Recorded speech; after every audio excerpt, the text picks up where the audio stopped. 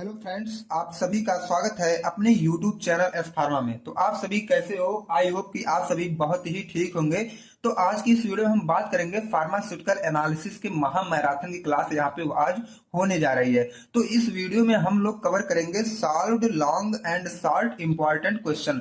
तो जिसमें हम लोग कवर करेंगे अपनी यूनिट नंबर फर्स्ट, सेकंड और थर्ड। ठीक है, तो unit number first, second, third से जितने भी इंपॉर्टेंट क्वेश्चन शॉर्ट लॉन्ग बनने वाले थे, मैं सारे क्वेश्चन आज यहाँ पे सॉल्व कराऊंगा। और यह जितना भी क्वेश्चन लिया गया है सब प्रीवियस ईयर पेपर, लगभग 5-6 साल पुराने पेपर से मैं सब क्वेश्चन यहाँ पे पुटअप किया हूँ। और हमारे अकॉर्डिंग जितने भी क्वेश्चन इंपॉर्टेंट थे सारे क्वेश्चन मैं आज आप यहाँ को सॉल्व कराऊंगा। ओके, तो आप वीडियो के लास्ट तक बने रहिएगा क्योंकि यहाँ पे बहुत से ज्यादा कंटेंट आज आपको मिलने वाले हैं और यह आपके एग्जाम के लिए बहुत ही हेल्पफुल होगा।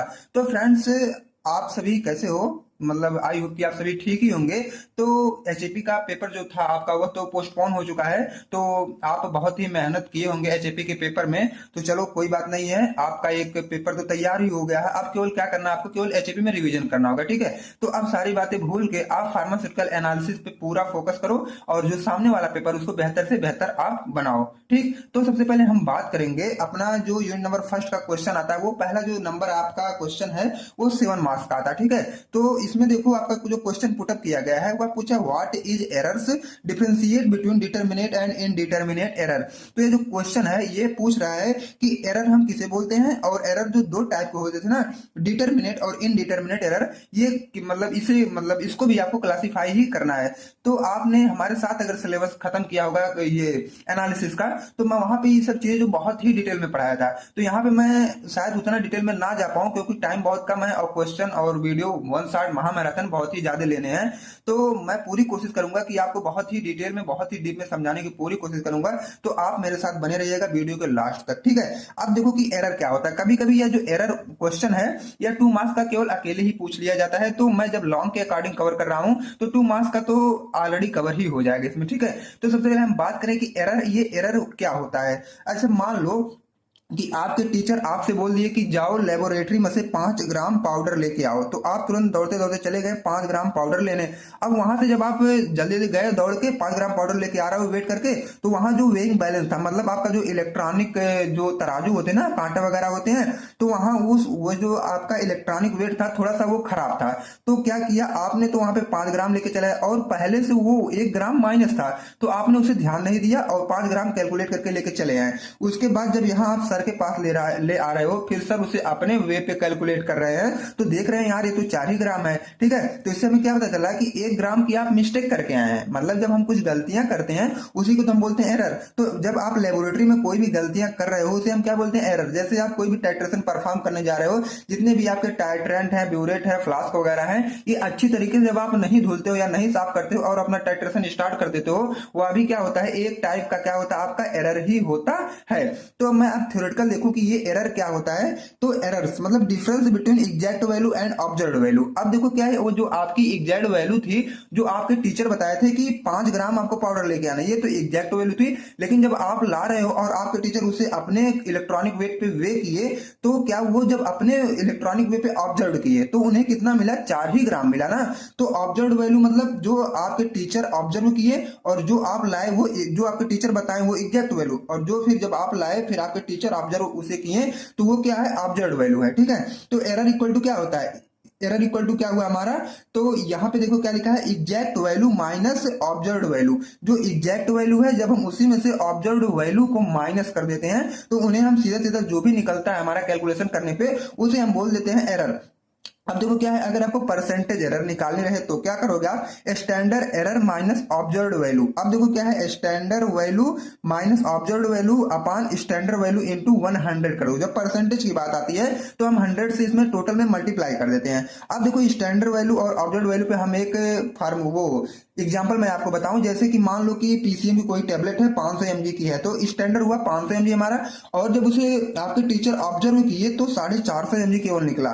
तो जब हम 500 में से 450 mg माइनस कर रहे हैं, मतलब स्टैंडर्ड वैल्यू तुम्हारी सॉरी फ्रेंड्स 500 है और जो ऑब्जर्व हम किए वो 450 है। जब दोनों को हम माइनस कर देंगे तो हमारा क्या है? एरर निकल जाएगा, एरर। और जब हम इसे परसेंटेज एरर निकालनी हो, जब मान लो अगर आपके टीचर बोल दिए कि इसका परसेंटेज एरर निकालो, तो आप क्या करोगे? ये आपको ऊपर फार्मूला लिखा गया था standard value minus observe value upon standard value into 100। तो वही फार्मूला आप यहाँ पे अप्लाई करोगे। स्टैंडर्ड वैल्यू जैसा कि आपको 500 mg दिया गया, ऑब्जर्व वैल्यू पता कर लिए आपकी 450 mg है, ठीक है। तो पहले 500 माइनस 450 mg कर लेना, फिर नीचे स्टैंडर्ड वैल्यू आपको दिया गया है 500 mg और इंटू 100 कर लेना। जब सारी चीज को आप सॉल्व करोगे तो यहाँ पे 500 में से 450 गया तो आपका 50 मिलेगा और अपान 500 मतलब 500 इंटू 100 इक्वल टू जब आप इसे सॉल्व करेंगे तो 10% आएगा। अब अगर हो सकेगा तो आप इसकी कैलकुलेशन करके हमारे कमेंट बॉक्स में कमेंट भी कर दीजिएगा, ठीक है। अब हम इसके वो टाइप की बात करें तो ये जो एरर होता है उसके टाइप की बात करें तो एरर हमारा होता है मेनली दो टाइप का। एक हमारा होता है डिटर्मिनेट, जिसे हम क्या है आसानी से डिटरमाइन कर सकते हैं, और एक होता है हमारा इनडिटर्मिनेट, जिसे हम लोग क्या करते हैं आसानी से डिटरमाइन नहीं कर पाते हैं। तो डिटर्मिनेट एरर वो होता है जिसको आप अलग लैंग्वेज में या अदर वर्ड्स में सिस्टमिक एरर भी बोल सकते हो। इसमें क्या होता है कि जो हमारे एनालिस्ट के द्वारा कुछ गलती हो जाती है, जैसे कि जो भी प्रोसीजर लिखवाया गया है जब आप उसे नहीं फॉलो कर रहे हो, ठीक है, या तो जो भी फार्मूला दिया गया है अगर आपको पता है कि हमें 5 ग्राम पाउडर लेना लेकिन आप 6 ग्राम पाउडर ले लिए, तो इससे जो गलतियां सब होती है ये सब डिटर्मिनेट एरर होता है। मतलब केमिस्ट एनालिस्ट को पता होता है, पता होते हुए भी गलती हो जाती है तो उन्हें हम बोलते हैं डिटर्मिनेट एरर। और इस एरर को हम तो मतलब सीधा सीधा ये कह सकते हो कि सॉल्व भी कर सकते हैं, क्योंकि हमसे एरर हुआ है और हमें पता है कि एरर कहां हुआ है, तो उसे क्या जब दोबारा आप ऑब्जर्व करोगे तो आप उसे ठीक भी कर सकते हो, ठीक है। तो यही हमारा होता है डिटर्मिनेट या सिस्टमिक एरर। अब इसमें देखो क्या होता है, these are those errors which occur during analysis by analyst. अब देखो क्या है, जब हम लोग एनालिसिस करते हैं तो एनालिस्ट के द्वारा, जैसे आप सब एनालिस्ट हुए, ठीक है, जब आप अपने केमिकल में टाइट्रेशन कर रहे होते हैं due to wrong procedure or instrument, या तो आपको गलत इंस्ट्रूमेंट ही मिल जाए या तो प्रोसीजर आप जो फॉलो कर रहे हैं वह ही गलत हो जाए, तो इस एरर को हम क्या बोलते हैं determinate error.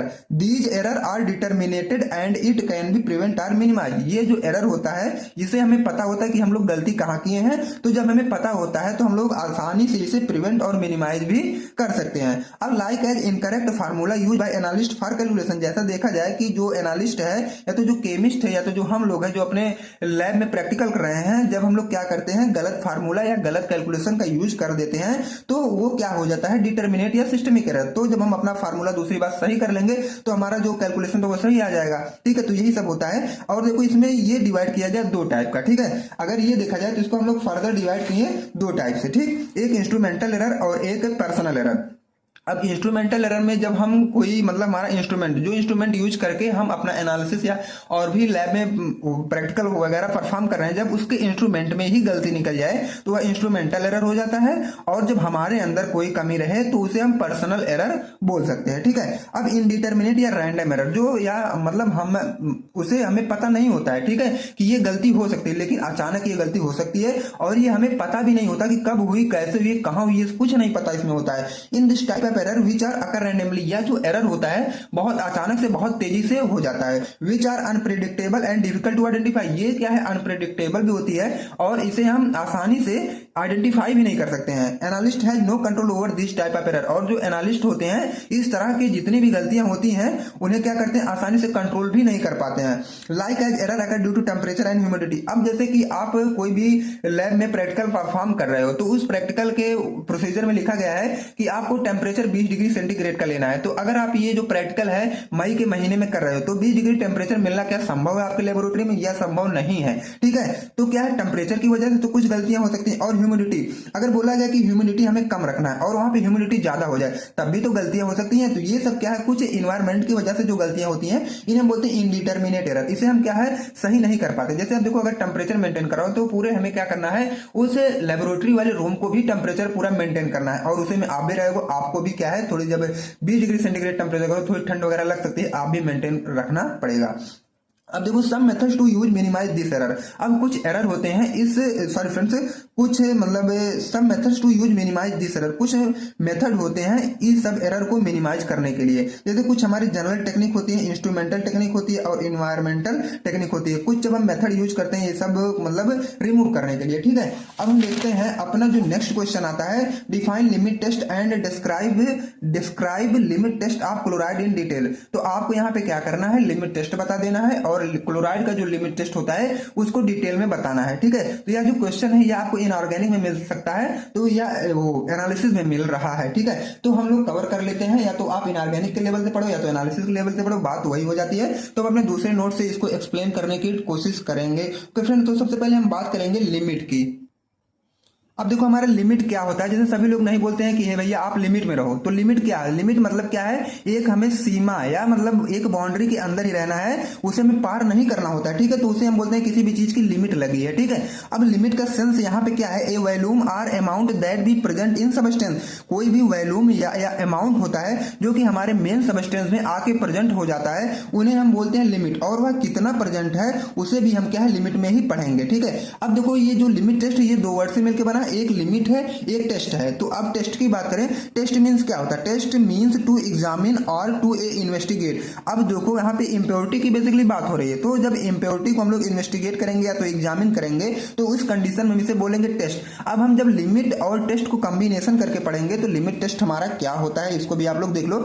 Limit test is defined as a quantitative और semi quantitative test design to identify and control small quantities of impurity which is likely to be present in the substance। अब हमारे substance में ठीक है कितनी impurity present होती है, जब हम उसे आइडेंटिफाई करते हैं तो मतलब या तो आइडेंटिफाई करते हैं या तो कंट्रोल उसे करते हैं, तो इसे हम क्या बोलते हैं? Limit test. तो लिमिट टेस्ट में बेसिकली हम क्या करते हैं, हमारे सबस्टेंस में जो भी इम्प्योरिटी रहती है उसे हम क्या करते हैं, या तो आइडेंटिफाई करते हैं कि कौन सी इम्प्योरिटी है, या तो उसे टेस्ट करते हैं या तो उसे कंट्रोल करते हैं। इन्हें हम बोलते हैं लिमिट टेस्ट। अब लिमिट में वो हमारी इंप्योरिटी प्रेजेंट है, जब हम उसे टेस्ट या एग्जामिन करेंगे तो उन्हें हम बोल देते हैं लिमिट टेस्ट। ये देखो बहुत ही आसान लैंग्वेज में आपको समझा रहा हूं, केवल आप मेरी बातों को नोटिस करो, मैं हिंदी में क्या बोल रहा हूं ये सारी चीजें आप सुन लो और अपने से कंटेंट आप बना के लिख सकते हो। फ्रेंड्स, इतना मैं आप मतलब ये दावा कर रहा हूं। अब limit test for chloride, chloride के लिए लिमिट टेस्ट क्या होता है ये आपके क्वेश्चन में पूछा गया है। ठीक है, अब देखो limit test for chloride, limit test for chloride में हम लोग ये चेक करते हैं कि हमारे सबस्टेंस में ये क्लोराइड की इंप्योरिटी कितनी है। ठीक है, ये हम पता करेंगे। अब देखो limit test of chloride is based on carried out for identifying chloride ion present in a sample. हमारे सैंपल में ये जो क्लोराइड आयन प्रेजेंट है वो कितने में मतलब कितने अमाउंट में प्रेजेंट है, जब हम को आइडेंटिफाई करते हैं तो उस कंडीशन या प्रोसेस को हम बोलते हैं लिमिट टेस्ट फॉर क्लोराइड। अब ये देखते हैं कि हम ये आइडेंटिफाई करते कैसे हैं। ठीक है, अब हम यह भी आपको बता देते हैं कि ये करते कैसे हैं। यहाँ पे देखो सबसे पहले हम इसकी बात करें तो प्रिंसिपल इसमें क्या होता है, तो limit test of chloride is based on the reaction of soluble chloride with silver nitrate. ये किस पे बेस होता है? जब हमारा सॉल्युबल क्लोराइड सिल्वर नाइट्रेट के साथ रिएक्शन करता है और किसके प्रेजेंस में? नाइट्रिक एसिड मतलब HNO3 के प्रेजेंस में। और यह जो HNO3 होता है वो हमारे पूरे मीडियम को एसिडिक मतलब प्रोवाइड कर देता है। ठीक है, सभी को यह एसिडिक बना देता है। और उसके बाद हमारा क्या बनता है? Nitric acid. ठीक है, सॉरी फ्रेंड्स, तो हमारा बनता है सिल्वर क्लोराइड। ठीक है, AgCl प्लस NO3 मतलब नाइट्रेट आयन बन जाएंगे और ये जो हमारे सिल्वर क्लोराइड होंगे वो इनसॉल्युबल होंगे। तो यहाँ का प्रिंसिपल का जो थ्योरी है आप सभी लोग मतलब आसानी से पढ़ लीजिएगा, बाकी मैं ये रिएक्शन वाली पॉइंट आप सभी को समझा ही दिया हूँ। अब देखो थ्योरी में टोटली हुआ क्या है। In limit test for chloride soluble chloride react with silver nitrate. जो हमारा ये क्लोराइड के लिमिट टेस्ट में था तो ये जो सॉल्युबल क्लोराइड वो रिएक्ट किया हमारा सिल्वर नाइट्रेट के साथ। यहाँ पे आपको दिख भी रहा होगा कि क्लोराइड जो है सॉल्युबल क्लोराइड वह सिल्वर नाइट्रेट के साथ रिएक्ट किया, मतलब AgNO3 के साथ वह रिएक्ट किया in medium of nitric acid. ठीक है, यहां देखो नाइट्रिक एसिड की मीडियम थी, मतलब क्या है? एसिडिक मीडियम था जब वह रिएक्ट किया। Then silver chloride AgCl is precipitate in the form of what PPT। तो उस कंडीशन में हमारा जो AgCl था वह क्या है? PPT के फॉर्म में नीचे सेटल हो गया। And nitrate ion in the solution, और सोल्यूशन में हमारा जो नाइट्रेट आयन था वह निकल गया। तो यही था हमारा क्या प्रिंसिपल या उस प्रिंसिपल की थ्योरी। तो हमें क्या चेक करना था? क्लोराइड आयन की इंप्योरिटी कितनी है, तो ये ऑलरेडी पता हो गया हमें। अब इसके प्रोसीजर की हम बात करें तो ये सब हम करते कैसे हैं। अब हम इसकी प्रोसीजर की बात करें तो इसमें हम लोग क्या करते हैं, एक तरफ हम लोग लेते हैं टेस्ट, एक तरफ हम लेते हैं अपना स्टैंडर्ड। अब देखो टेस्ट में क्या है, weight 1 gram of unknown sample dissolve in 25 ml of water. 1 gram आपको अननोन सैंपल लेना जो कि आपको पता नहीं है और उसे 25 ml पानी में आपको घोल देना है। अब देखो स्टैंडर्ड में क्या किया गया है, weight 1 gram of 0.5845% W/V of standard solution of chloride. Chloride के स्टैंडर्ड सोल्यूशन आपको लेना है और कितना लेना है, weight 1 gram of 0.5845 5% of W/V का लेना है आपको, ठीक है। अब सेकंड में आपको क्या करना है, add few drop of HNO3 to make acidic medium enhance the ionization. अब आप क्या करेंगे, जो 1 ग्राम अननोन सैंपल लिए थे, ठीक है, 25 ml वाटर के साथ, उसी में आपको HNO3 मिला देना है। HNO3 आप ऊपर देखिए क्या कर रहा था, हमारे पूरे मीडियम को वह एसिडिक बना दे रहा था, ठीक है। और जब यह HNO3 हम मिलाएंगे तो यहां पर भी वो एसिडिक बनाएगा, और जब एसिडिक बना देगा तो आयोनाइजेशन की जो कहानियां होती है वह थोड़ी सी उस कंडीशन में बढ़ जाती है, तो आयोनाइजेशन यहाँ पे इनहेंस हो जाएगा, ठीक है। अब क्या है, add few drops of HNO3 to make acidic medium enhance the ionization. Same process आपको अब स्टैंडर्ड में भी लिखना है, केवल आपको पहला प्रोसेस और लास्ट का प्रोसेस थोड़ी सी चेंज करनी है, बाकी कहानी सारी सेम ही होने वाली है। अब देखो थर्ड पॉइंट में हमें क्या करना होता है, ऐड 1-2 ml ऑफ AgNO3।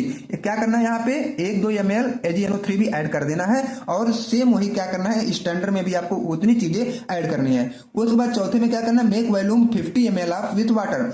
तो जितनी भी कमी है 50 ml होने में, तो उतना आप क्या करोगे, पानी डाल दोगे, ताकि 50 ml हमारा टोटल वॉल्यूम बन सके। तो सेम कहानी आप इधर भी वही कर दोगे। उसके बाद 5 मिनट तक आप उसे स्टैंड पर रख दोगे, और क्या करोगे, इसको भी आप 5 मिनट तक एक किसी स्टैंड पे या तो खाली जगह पे कहीं भी आप इसे रख सकते हो। अब बाद में क्या, आप रिजल्ट को एनालाइज करोगे कि यार हमारा रिजल्ट कैसा आया।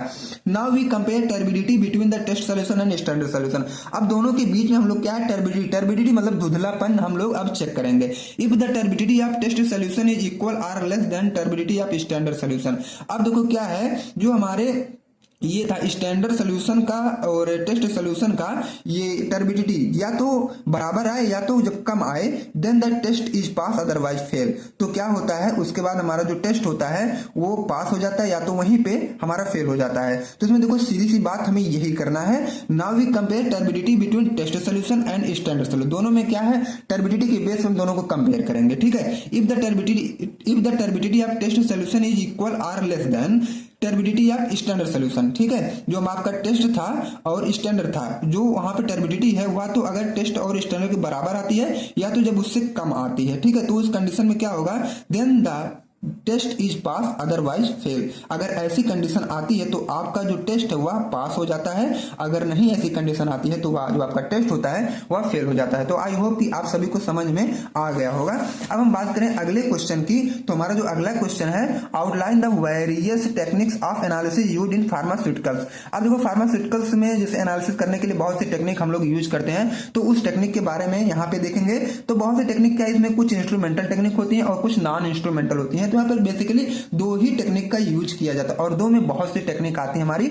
अब देखो क्या है, एक इंस्ट्रूमेंटल होता है, एक नॉन इंस्ट्रूमेंटल। तो बेसिकली हम लोग क्या करते हैं, इंस्ट्रूमेंटल में किसी भी इंस्ट्रूमेंट का यूज करके जब हम एनालिसिस करते हैं या तो उस टेक्निक का पता लगाते हैं तो उन्हें बोलते हैं इंस्ट्रूमेंटल। और नॉन इंस्ट्रूमेंटल में क्या है, यहाँ पे हम कोई भी इंस्ट्रूमेंट का यूज नहीं करेंगे, ठीक है। अब देखो क्या इंस्ट्रूमेंटल टेक्निक हमारा क्या होता है, in this technique instrument are used for analysis of a sample. इस टेक्निक का हम लोग यूज करते हैं किसी भी सैंपल की एनालिसिस करने में। जाहिर सी बात है, क्योंकि हम इंस्ट्रूमेंटल टेक्निक पढ़ रहे थे और एनालिसिस करने के लिए, तो आप वहां से डिफिनेशन बना के इतना लिख ही सकते हो यार, इतना तो कर ही सकते हो।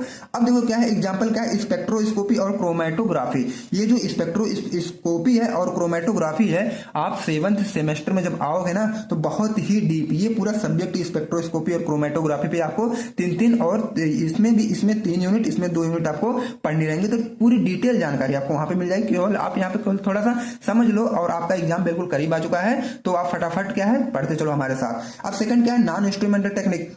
अब इसमें सीधे सीधे हमें ये पता चल रहा है कि किसी भी इंस्ट्रूमेंट का हमें यूज नहीं करना है। In this technique instrument are not use for analysis of a sample. किसी भी सैंपल का जब हम एनालिसिस कर रहे होते हैं तो उसमें किसी टेक्निक का हम लोग या इंस्ट्रूमेंट का यूज नहीं करते हैं। अब देखो एग्जांपल क्या है, टाइट्रेशन टेक्निक, ठीक है। इसमें सॉरी फ्रेंड्स, यहाँ पे हम टेक्निक का यूज कर सकते हैं लेकिन इंस्ट्रूमेंट का यूज नहीं कर सकते हैं। और ये जो टेक्निक हमारी हो टाइट्रेशन टेक्निक का यूज हम केवल करेंगे, ना यहाँ पे इंस्ट्रूमेंट का यूज हम करेंगे, ठीक। अब देखो मेथड ऑफ एनालिसिस, अभी हम किस किस मेथड से एनालिसिस कर सकते हैं ये भी देखो। इलेक्ट्रो एनालिसिस एक है, एक स्पेक्ट्रल एनालिसिस है, एक क्रोमेटोग्राफी है, एक अदर है। अब हम एक एक को बारी बारी देखते हैं। इलेक्ट्रो एनालिसिस में आपका आएगा कंडक्टोमेट्री, पोटेंशियोमेट्री, वोल्टोमेट्री, इलेक्ट्रोग्रेविमेट्री। ये सब 5th यूनिट में आप डीप में पढ़े होंगे। अब स्पेक्ट्रल एनालिसिस में आपका यूवी स्पेक्ट्रोस्कोपी आता है, आईआर स्पेक्ट्रोस्कोपी आता है, फ्लेम फोटोमेट्री, टर्बिडोमेट्री और कैलोरीमेट्री। ये आपको मिलेगा 7 सेमेस्टर में, सारी चीजें आपको ये मिलेंगी, तो वहां आप जाके डीप में पढ़ लीजिएगा। क्रोमेटोग्राफी भी इतनी सारी चीजें आपको 7 सेमेस्टर में मिलेगी, जैसे पेपर क्रोमेटोग्राफी आपको मिलेगी, गैस क्रोमेटोग्राफी, टीएलसी मतलब थिन लेयर क्रोमेटोग्राफी, एचपीएलसी मतलब high performance liquid chromatography, affinity chromatography, ये सारी चीजें आपको 7 सेमेस्टर मिलेगी और वहां पे आप डीप में पढ़िएगा। यहाँ पे केवल आप यही समझो कि एनालिसिस के मेथड कितने होते हैं, और अदर में आपको ये एलिसा एक टेक्निक होती है जो कि आपको 6 सेमेस्टर के बायोटेक्नोलॉजी सब्जेक्ट में मिलेगी, तो वहां आप एलिसा को डिटेल में पढ़िएगा। यहाँ केवल अभी आप ये जानो कि हमें यार सिलेबस में क्या लिखना है और कितना लिख के हम पास हो सकते हैं, क्योंकि ये लास्ट स्टेज हमारे पढ़ाई का फर्स्ट सेम का। ठीक है, अब देखो नॉन इंस्ट्रूमेंटल क्या होता है, ग्रेविमेट्री और टाइट्रेशन, ठीक है, दो होते हैं। अब ग्रेविमेट्री एक अलग ही आता है, सभी ने इसको पढ़ा होगा, और टाइट्रेशन में हमारा आता है जैसे एसिड बेस टाइट्रेशन सभी को पता होगा, रिडॉक्स टाइट्रेशन सभी को पता होगा, non aqueous titration, complexometric titration, इतने हमारे होते हैं टाइट्रेशन में। ओके, तो इतना आई होप कि आप सभी को समझ में आया होगा। अब हम लास्ट क्वेश्चन इस यूनिट के मतलब फर्स्ट यूनिट के जो मोस्ट लॉन्ग इंपॉर्टेंट क्वेश्चन बनता था वो आपका classify error, suggest the sources and minimizing error. इसमें क्या करना है, आपको एरर बताना है, पूरी क्लासिफाई करना है, और सोर्सेज और आप मतलब ये एरर का सोर्स क्या है और आप इसे मिनिमाइज कैसे कर रहे हो ये भी आपको बताना है। ठीक है, तो मैं सारी चीजें मैं आपको बता रहा हूं कि ये जो एरर होता है, फिर वही पुराना क्वेश्चन आ गया, तो इसके पहले मैं आपको बताया था ना कि एरर हमारा क्या होता है। तो एरर में देखो, एरर मतलब यही हमारा होता है कि जब हम कोई भी गलती करते हैं, ठीक है, तो गलती में हमारा क्या होता है, जब हम कोई भी गलती करते हैं तो इसे हम बताते हैं आपको एरर में। अब देखो जैसे कि यहाँ पे ऊपर भी लिखा गया है त्रुटि या गलती या कमी या कोई मिस्टेक जब हम कर देते हैं उन्हें हम बोलते हैं एरर। और जब आप हमारे साथ मिलकर जब सिलेबस खत्म कर रहे थे तो वहां भी मैं आपको बताया था कि मोस्ट इंपॉर्टेंट क्वेश्चन 10 मार्क्स का है। ठीक है, तो difference between exact value and observed value, मतलब जो होनी चाहिए और जो आ रही है हमारे कैलकुलेशन करने पे उसी के बीच की जो डिफरेंस होती है उन्हें हम बोलते हैं एरर। तो एरर इक्वल टू क्या हुई, exact value minus observed value are called error. सीधी बात है, आप डेफिनेशन बना के भी लिख सकते हो। ठीक है, अब अगर कोई आपसे परसेंटेज एरर पूछ ले तो आप क्या करोगे, स्टैंडर्ड वैल्यू में से ऑब्जर्व्ड वैल्यू को माइनस करके जो भी आएगा स्टैंडर्ड वैल्यू से उसको डिवाइड करना, फिर जो आएगा 100 से मल्टीप्लाई कर देना, सीधे सीधे आपका परसेंटेज एरर निकल जाएगा। अब अगर किसी एक एग्जांपल की हम बात करें तो मान लो पैरासीटामॉल 500 mg आप ले रहे हो तो अभी ये स्टैंडर्ड फॉर्म में है, लेकिन जब इसको ऑब्जर्वेशन किया गया इसका तो 450 mg निकला, 50 mg जो हमारा गायब हुआ, तो एरर कितना आया, 50 mg का एरर है। अगर इसे कोई परसेंटेज एरर करके पूछ ले तो आप सीधा क्या करोगे, standard value minus observed value, standard value की 500 है और ऑब्जर्व्ड वैल्यू 450 है, अपन क्या है 500 आप कर दोगे इंटू 100 कर दोगे। जब इसको आप सॉल्व करोगे तो 50 अपन 500, मतलब जब आप माइनस किए तो 50 है अपन 500 इंटू 100 इक्वल टू 10% ही यहाँ पे आएगा। तो 10% की हम त्रुटि या एरर करके यहाँ पे बैठे हुए हैं। अब आपके क्वेश्चन में अलग से पूछा गया है कि एरर के सॉरी फ्रेंड्स एरर के सोर्स क्या है। तो मैं अब सोर्स की बात करूं तो देखो ह्यूमन एरर, जैसे कि अगर आप अपने लैब में कुछ भी कोई भी टाइट्रेशन रिएक्शन परफॉर्म कर रहे हैं तो अगर आपसे कोई सैंपलिंग लेने में मिस्टेक हो जाती है, मतलब यहाँ पे ह्यूमन एरर, जैसे हम लोग से क्या गलती हो रही है लैब में, तो सैंपलिंग मिस्टेक, जब आप मैंने आपके टीचर बोल दिए कि आप जाओ सैंपल लेके आओ, तो सैंपल आप लेने गए, आपको जानकारी नहीं है, टीचर कोई और बोला और आप कोई और लेके चले जाए, तो सैंपलिंग मिस्टेक फटाक से वहां पे हो गई। इनकरेक्ट एनालिसिस मेथड, अब आपको क्या है वो प्रोसीजर वगैरह अच्छे से पढ़े नहीं है तो आप वो टाइट्रेशन परफॉर्म नहीं कर पा रहे हैं अच्छे से, तो इनकरेक्ट एनालिसिस मेथड, जो भी मेथड आप वहां पे अप्लाई करें तो वही गलत निकल गया। उसके बाद कैलकुलेशन एरर, अब आपको सामने आ गया कैलकुलेशन करने के लिए तो आप अच्छे से कैलकुलेशन भी नहीं कर पाए तो वो भी एक एरर आ गया। तो ये सब हम लोग के द्वारा होता है, मतलब ह्यूमन एरर। तो सैंपलिंग मिस्टेक, आप सैंपल में मिस्टेक कर सकते हैं, या तो एनालिसिस मेथड गलत आपका हो सकता है, या तो कैलकुलेशन एरर आप कर सकते हैं। तो ये हमारा होता है एरर, किसका, सोर्सेज का। और भी सॉरी फ्रेंड्स एरर के सोर्स हैं ये सब, और भी हो सकते हैं। जैसे मैं बात करूं आगे तो मेथोडोलॉजिकल एरर, मेथोडोलॉजिकल एरर की अब बात करें तो इसमें क्या होता है, जैसे रिलेटेड है यहाँ से हमारे मेथड से। ठीक है, तो जब हम कौन सी मेथड मतलब हमें आती है कौन सी नहीं आती, जो आती है वही अप्लाई करना है।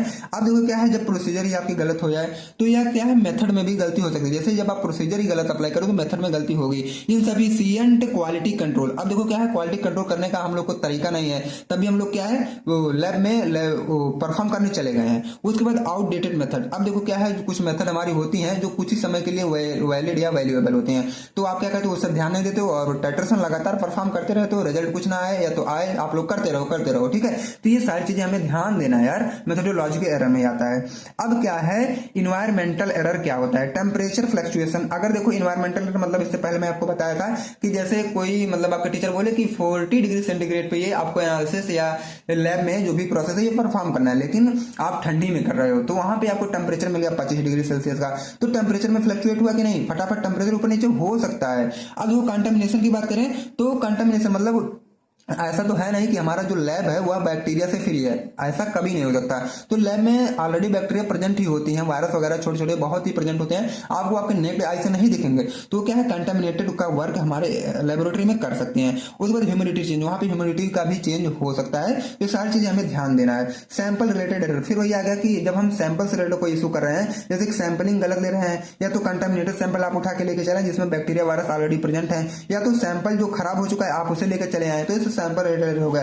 अब देखो मेन जो हमारा आता है डॉक्यूमेंटेशन एरर। इसमें क्या है, जब आप रिकॉर्डिंग कर रहे होते हैं, जैसे मान लो आप ब्यूरेट में पॉइंट गिन रहे हो, तो एक बार आपको मान लो लैब कर रहे हो यार, तो आपको नींद आने लगी, तो जब नींद आ रही है तो आप एक ड्रॉप गिर गया, आप उसे काउंट ही नहीं किए, फिर दूसरा गिर रहा है, बोलोगे हाँ भैया यार पहला अभी गिरा है। और ऐसा नहीं होता है, पहले हमारा पहला वाला तो ऑलरेडी गिर चुका है, लेकिन आप सो गए थे ना, तो जाके क्या किया आप पहला ही काउंट कर पाए। तो ये सब क्या हुआ, इनकरेक्ट रिकॉर्डिंग, आप अच्छे से रिकॉर्ड नहीं कर पाए। उसके बाद डाटा एंट्री मिस्टेक, जो आप डाटा अपना इंटर कर रहे हैं उसमें जो बना रहे हैं कि हाँ 2 ग्राम इक्वल टू ये वगैरह, ये सब होता है। जब उसमें मिस्टेकिंग हो जाए तो हम लोग डाटा एंट्री मिस्टेक बोलते हैं। इनकम्प्लीट डॉक्यूमेंटेशन, या तो जो भी आपके टीचर बोले कि अच्छे से इसको डॉक्यूमेंटेशन करो, कितना कंपोजिशन कौन क्या लिए हो, जब आप उसे अच्छे से नहीं करते हो तो वो इनकम्प्लीट डॉक्यूमेंटेशन होता है।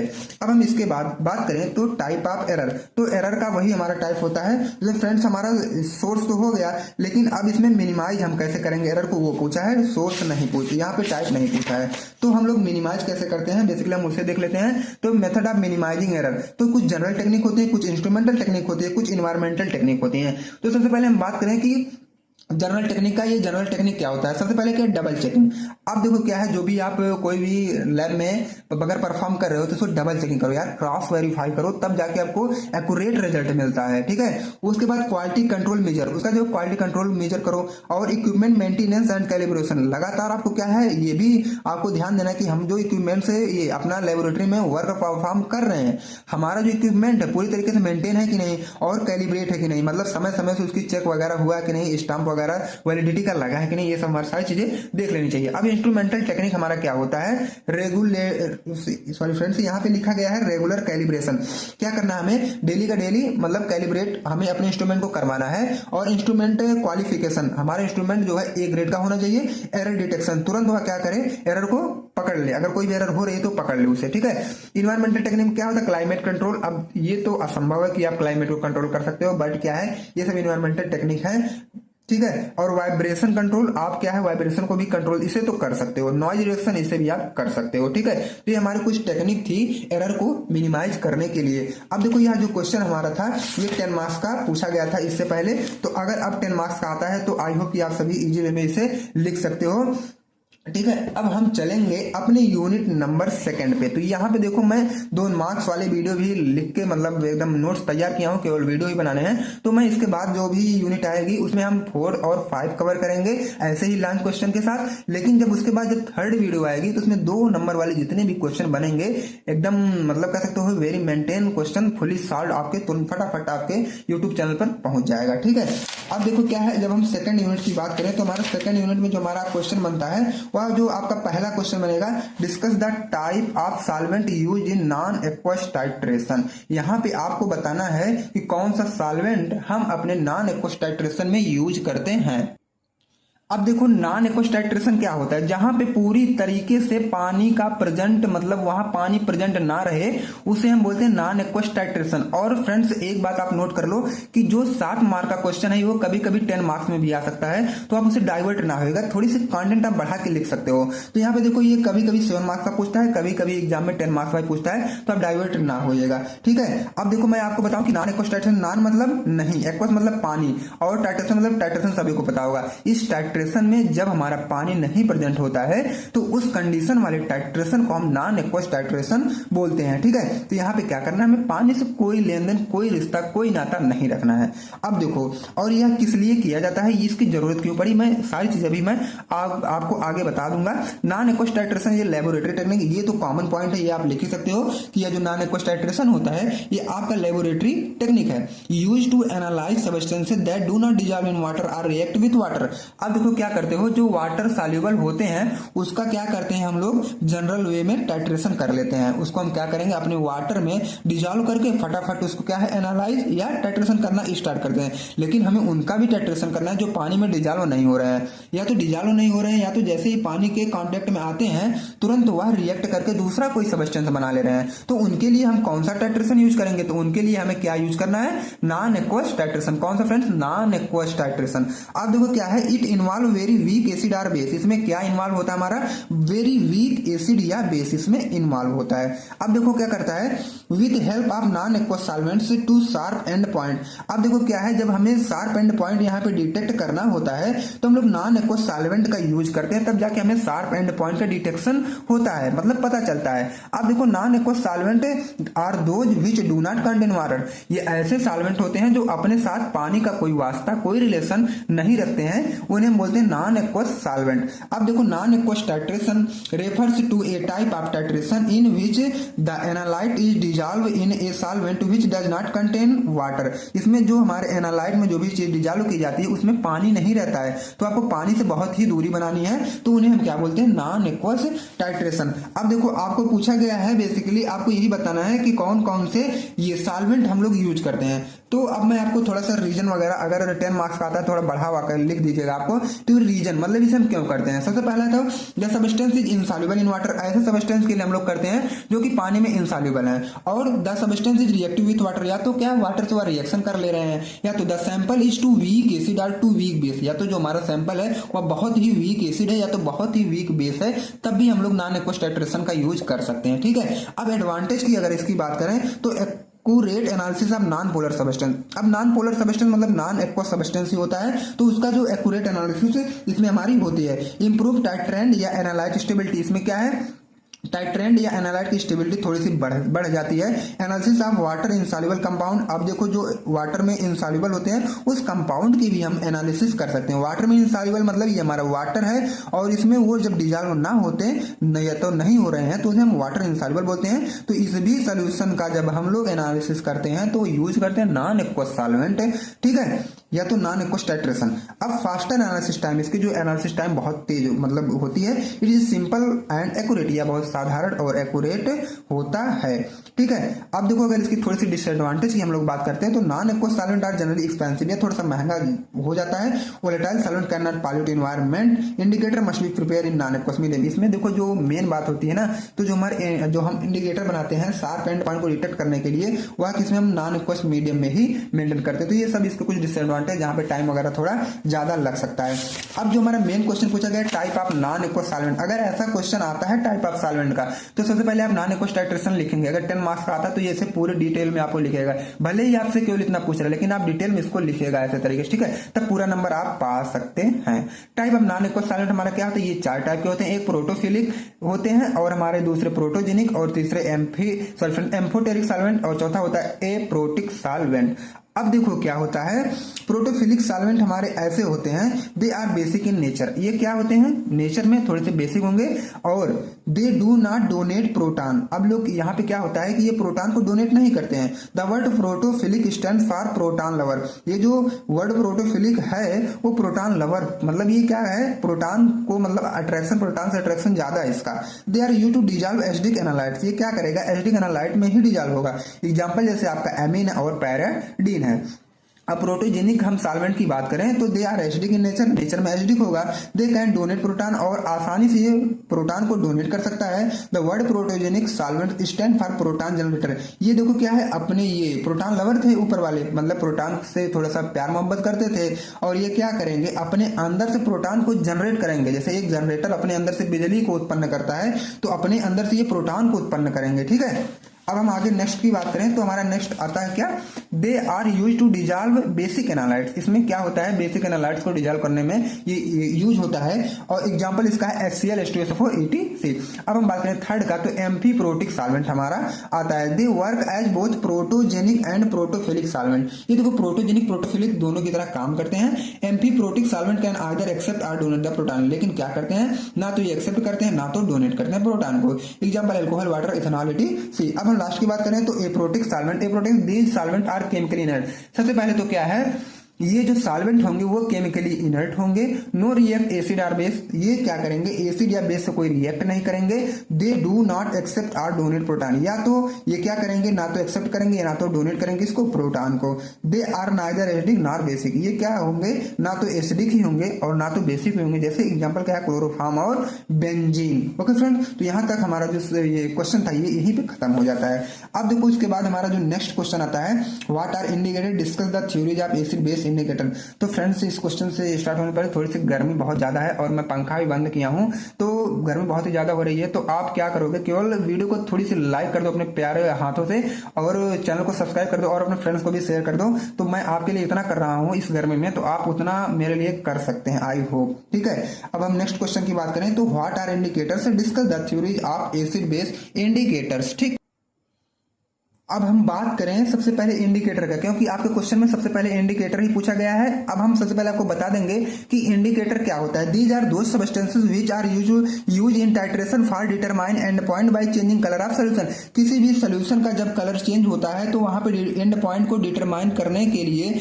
जिस चीज या सब्सटेंस को हम यूज करते हैं उन्हें हम बोलते हैं इंडिकेटर। अब देखो जो एक बाइक वाला या कार वाला इंडिकेटर होता है उसको हम कब यूज करते हैं, जब हमें लाइट या लेफ्ट में टर्न लेता है तब हम ये इंडिकेटर का यूज करते हैं, उसके बाद टर्न हो जाते हैं। कहीं ना कहीं वो संकेत हमें देने का काम करता है। तो यह भी हमें संकेत दे रहा है, किसका, लेकिन हमारे सोल्यूशन का संकेत दे रहा है। जब वो अपना कलर वगैरह चेंज करते हैं तुरंत ये डिटेक्ट कर देता है कि भाई अब यहाँ पे कलर चेंज हो रहा है, आप सभी तुरंत मेंशन और नोट डाउन करो। तो इंडिकेटर का बेसिकली रोल क्या है, जब देखो these are those substance which are used in titration, ये ऐसे सब्सटेंस होते हैं जिसका हम यूज हम टाइट्रेशन में करते हैं और किस लिए, एंड पॉइंट के डिटेक्शन के लिए। ठीक है, अब देखो एग्जाम्पल क्या होता है, मेथाइल रेड और फेनाप्थलीन इंडिकेटर। दो इंडिकेटर का मैं एग्जाम्पल आप सभी के सामने लिखा हूं, और भी होते हैं बट आप अभी केवल दो ही अपने दिमाग में कंसंट्रेट करो और ये इतना कंसंट्रेट करो ताकि वहां आप अपने कॉपी में लिख के आ सको। ठीक है, अब जो क्वेश्चन पूछा गया है आप उसमें क्या है, थ्योरी पूछी गई। अब हम थ्योरी की बात करें, those theories which explain the working mechanism of indicators like at how they change their colour. अब तो सभी को पता है कि इंडिकेटर हमारे क्या करते हैं, कलर को चेंजिंग में हेल्प करते हैं ना। अब ये पूरी कैसे क्या करते हैं, अब जब हम इसकी बात करें तो ये होती है थ्योरी के अंडर में आता है। जैसे ये तो पता होगा कि ये करते हैं, लेकिन कैसे करते हैं जब ये कहानी में पता चल जाती है तो हम अपने आप को बहुत चालाक समझते हैं ना। तो देखो हम लोग हैं भी चालाक, देखो कैसे करता है ये दो वैज्ञानिक इस पर थ्योरी दिए, एक ओस्टवाल्ड थ्योरी मिली और एक क्यूनार्ड दी। इसको ओस्टवाल्ड दिए और एक को क्यूनार्ड दिए। ठीक है, अब देखो क्या हो, ओस्टवाल्ड थ्योरी में हमारा ये हुआ, अकॉर्डिंग टू दिस थ्योरी, इस थ्योरी के according indicator are generally weak acid और weak bases and they change their colour on the basis of their ionisation state. अब ये क्या बोल रहे हैं कि अगर जो भी हमारे ये इंडिकेटर होते हैं वो अपने आयोनाइजेशन स्टेट के अकॉर्डिंग जो है कलर देते हैं। Indicator produce different colour in their ionise and unionised state.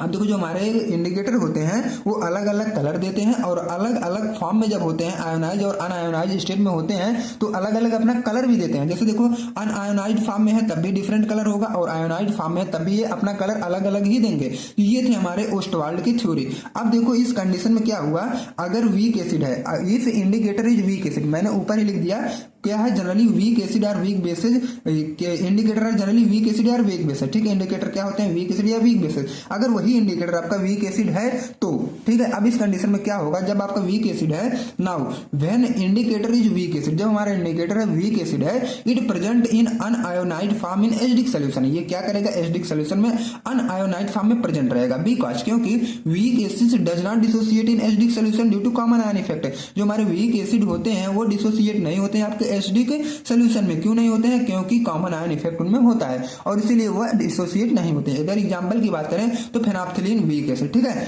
अब देखो हम इसके बाद की बात करें तो एक कुछ एग्जाम्पल है आपके समझने के लिए, जैसे एचपीएस मतलब ये भी एक इंडिकेटर है, वो H प्लस पीएच माइनस मतलब बेसिक में क्या है तुरंत कन्वर्ट हो जाएगा। इधर एचडी का जब ये H प्लस पीएच माइनस में आया तो वो बेसिक हो जाएगा।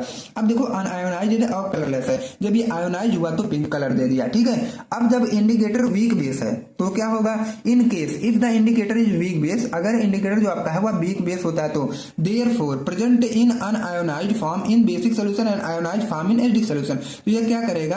Present in unionized form in the basic solution, basic solution में अनआयोनाइज्ड फॉर्म में रहेगा और आयोनाइज्ड फॉर्म में रहेगा एसिडिक सॉल्यूशन में। जैसे क्या example, methyl orange is weak base indicator and it is represented by MEOH। MEOH अगर कहीं बात की जाए तो मेथाइल ऑरेंज वाला इंडिकेटर है और वह वीक बेस होता है। और देखो MEOH मतलब Me प्लस OH माइनस, जब इस कंडीशन में आता है तो एसिडिक होता है और जब इस कंडीशन में रहता है तो वह बेसिक हो जाता है। अब देखो क्या है इसमें, वो अनआयोनाइज्ड मतलब येलो कलर रहेगा और जब आयोनाइज्ड हो जाएगा तो वह रेड कलर देगा, ठीक है। तो आई होप कि आप सभी को यहां तक समझ में आया होगा। अब हम क्यूनाइड थ्योरी की बात करें तो इसी में आपको क्यूनाइड थ्योरी पढ़ना है। According quinoid theory, indicator exist in two tautomeric form having different structure. दो टार्टोमेरिक फॉर्म में होते हैं, इनका जो स्ट्रक्चर होता है वो अलग अलग होता है। एक फॉर्म जो होता है, one form is benzenoid form, other form is quinoid. एक फॉर्म जो होता है बेंजोनाइड होता है, दूसरा क्या है? क्यूनाइड होता है। Both forms have different colour, दोनों फॉर्म के क्या है कलर भी अलग अलग होते हैं। On forms have different, on form exist in acidic medium and other in basic. अब देखो solutions, one forms exist in acidic medium, एक फॉर्म जो होता है जब हम उसे एसिडिक मीडियम में एग्जिस्ट करते हैं, दूसरे को बेसिक में करते हैं, ठीक। अब देखो phenolphthalein has benzenoid form in acidic medium, phenolphthalein जो होगा बेंजोनाइड के फॉर्म में होगा एसिडिक मीडियम में, जहां पे उसका कलर होगा कलरलेस, ठीक है। व्हाइल इट हैज क्यूनाइड फॉर्म, जब उसे हम क्यूनाइड फॉर्म में करते हैं तो एल्कलाइन मीडियम में करते हैं जहां पे उसका कलर पिंक कलर आ जाएगा, ठीक है। तो ये था हमारा क्यूनाइड थ्योरी। तो आई होप आपको यहां तक फिर समझ में आ ही गया होगा। अब हम नेक्स्ट क्वेश्चन की बात करें तो right the theories of acid base titration, जो हमारी सेकंड यूनिट थोड़ी सी बड़ी है तो पेशेंस बना के हमें वीडियो के लास्ट तक ऐड रहना है ताकि इससे आप ही का फायदा होगा, ठीक है। अब देखो एसिड बेस थ्योरी लिखना, सबसे पहले हम बात करें तो एसिड क्या होता है और बेस क्या होता है, देन एसिड बेस टाइट्रेशन क्या होता है, ठीक है। अब देखो an acid may be define as any substances which has sour taste. Acid को हम कैसे बताते हैं? जब किसी भी सबस्टेंस का टेस्ट सोर रहता है, on it aqueous solution turn blue litmus paper two red litmus paper, या तो उसका टेस्ट जो है सोर रहेगा, या तो दूसरी पॉइंट ये होती है कि जब वह एक्वस सॉल्यूशन में जाए तो ब्लू लिटमस पेपर को रेड लिटमस पेपर में कन्वर्ट कर दे। तो इस कंडीशन को, ये कंडीशन आपको देखने को मिले, या तो ब्लू लिटमस पेपर को चेंज करके रेड लिटमस पेपर में कर दे तो हम उसे बोलते हैं एसिड। अब अगर बेस देखा जाए तो बेस में भी define as any which has bitter taste, इसका टेस्ट जो रहेगा वह बिटर टेस्ट रहेगा और यह जब एक्वस सॉल्यूशन में जाएगा तो वो रेड लिटमस पेपर को ब्लू में कन्वर्ट कर देगा, तो उन्हें हम बेसिकली बेस बोल देते हैं जनरल लैंग्वेज में। अब हम देखते हैं कि टाइट्रेशन हमारा क्या होता है, ठीक है। तो इट इज ए प्रोसेस या technique in which a solution of known concentration is used to determine the concentration of an unknown sample solution. अब इसमें क्या है, जब हम किसी भी नोन कंसंट्रेशन सॉल्यूशन की हेल्प से अननोन कंसंट्रेशन का हम लोग ये पता करते हैं, अननोन कंसंट्रेशन जब पता करते हैं तो उन्हें हम बोल देते हैं बेसिकली क्या, हमारा टाइट्रेशन, ओके। अब यहाँ पे आपको एक असेंबली दिख रही होगी टाइट्रेशन की, ठीक है। ये पूरी हमारी टाइट्रेशन की असेंबली है। अब मैं यहाँ पे आपको सीधा ये समझा दूंगा कि टाइट्रेशन क्या होता है, ठीक है। तो देखो ये टाइट्रेशन क्या होता है, ऊपर से मैं एक पूरी असेंबली को इंस्टॉल यहाँ पे किया हूँ। यहाँ पे हमारा क्लैंप लगा होता है जो इस पूरे को मेंटेन या होल्डिंग का काम करता है, और यहाँ नीचे आपका एक कोनिकल फ्लास्क होता है और ये आपका ब्यूरेट होता है। ब्यूरेट में हमारा टाइट्रेंट भरा होता है जिसका कंसंट्रेशन हमें पता होता है, ठीक है। और नीचे हमारा एनालाइट होता है या टाइट्रेंट होता है जिसका कंसंट्रेशन हमें नहीं पता होता है, ठीक। अब ऊपर हम बेस मान लो रखे हैं और नीचे एसिड रखे हैं। तो जब हमारा बेस क्या है, नॉन कंसंट्रेशन है, जब हम इसे धीरे धीरे अपने एसिड में ड्रॉप वाइज ड्रॉप गिराएंगे तो हमारा जो है अननोन कंसंट्रेशन जब इसमें ऑलरेडी प्रेजेंट रहेगा इंडिकेटर, तो वही इंडिकेटर बता देगा अब ये न्यूट्रल हो गया है। तो हम क्या करें, क्या इसमें हुआ कि बेस जो हमारा था वो हमें पता था कि नॉन कंसंट्रेशन था और उसी की हेल्प से तो हम अननोन कंसंट्रेशन को फाइंड कर लिए, लेकिन इंडिकेटर का यूज करके, ठीक है। तो ये हमारा होता है, इस पूरी प्रोसेस को हम क्या कहते हैं, टाइट्रेशन, ठीक है। अब हम इसके बाद बात करें तो एक और एग्जांपल आपको दें। अब मान लो कि जब हमें दो चीजों के बीच में कंपेयर करना है, ठीक है। वजह से मैं बेस और एसिड लिया तो यहाँ पे देखो कुछ जनरल चीज जो हम लोग यूज करते हैं अपने लाइफ स्टाइल में, तो यहाँ पे मैं एक ये लिया हूँ वेसल्स या कंटेनर, और यहाँ पर भी एक कंटेनर है। तो इस कंटेनर हम पानी और नमक डाले हैं, तो हम 5 ग्राम नमक डालें, ये हमें पता होता है, मतलब नॉन कंसंट्रेशन है। तो नॉन कंसंट्रेशन वाले को हम स्टैंडर्ड सोल्यूशन बोलते हैं, जिसे हमें पहले से कैलकुलेट करके बैठे रहते हैं या हमें पहले से पता होता है। जब हम इसकी हेल्प से कंपेयर करेंगे दूसरे वाले को, concentration of salt is unknown, यहाँ पे साल्ट का जो कंसंट्रेशन वह अननोन है, लेकिन क्या है हमें इसी का पता करना है, तो इस कंडीशन को हम लोग बोलते हैं टाइट्रेशन। जब हम नोन कंसंट्रेशन की हेल्प से अननोन कंसंट्रेशन वाले के चेक या एनालिसिस करें तो इस कंडीशन को हम लोग बोलते हैं टाइट्रेशन। अब देखो क्या है during titration the titrant the non solution. Titrant हम किसे बोलते हैं, जिसकी हमें मतलब पूरी चीजें पता होती है, ठीक है। Is added from a burette, तो उसे हम किस में ऐड करते हैं, ब्यूरेट में। तो मैं दिखा दूं